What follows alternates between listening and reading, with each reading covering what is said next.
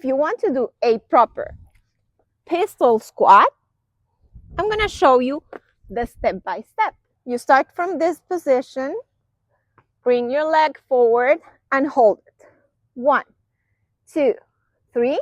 You pass it behind, forward. 1, 2, 3. Then you're going to come here, knees down and behind. Knees down and behind. Put your hand behind and pull it. Pull it. Pull it and bring it to the center. You're going to do side by side lunges to open your hips.